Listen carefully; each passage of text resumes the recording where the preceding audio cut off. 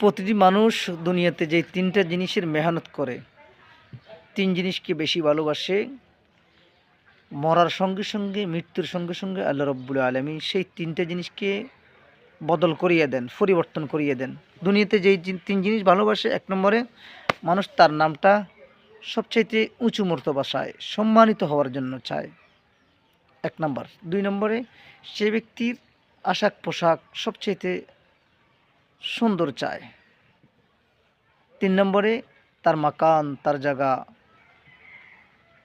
খুব সুন্দর চায়, তার বাসস্থান যেন সুন্দর হয়। তিন নম্বর, এই তিনটে জিনিসের সঙ্গে আল্লাহ রব্বুল আলামিন মিল রেখেছেন।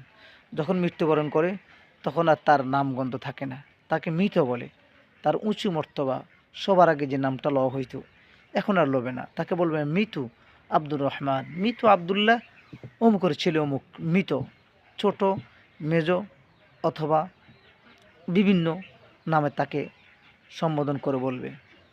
দুই নম্বরে তার গায়ের থেকে দুনিয়ার মধ্যে যেই পোশাকের সেই বাহাদুরি করেছিল, অহংকারী করেছিল, সুন্দর জামা পরিধান করেছিল, মৃত্যু হওয়ার সঙ্গে সঙ্গে, রুটা চলে যাওয়ার সঙ্গে সঙ্গে তার দেহ থেকে, তার গায়ের থেকে সেই সুন্দর জামাটা খুলে ফেলবে।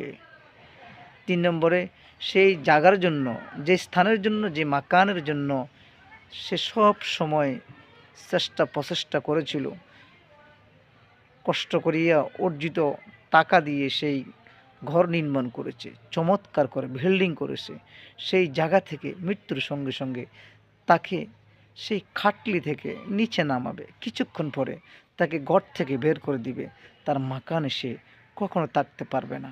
তাই এই জন্য ইনশাআল্লাহ দুনিয়ার সাথে সাথে আমরা যেন পরকালের জন্য মেহনত করতে পারি। দুনিয়াতে যতটুকু দরকার ততটুকু আল্লাহ পাক আমাদেরকে দান করুন, এতটুকু আমরা মেহনত করব যতটুকু দুনিয়াতে প্রয়োজন, আখিরাতের জন্য ততটুকু মেহনত করব যতটুকু, যত কাল অনন্ত অসীম আখিরাতে আমাদেরকে থাকতে হবে।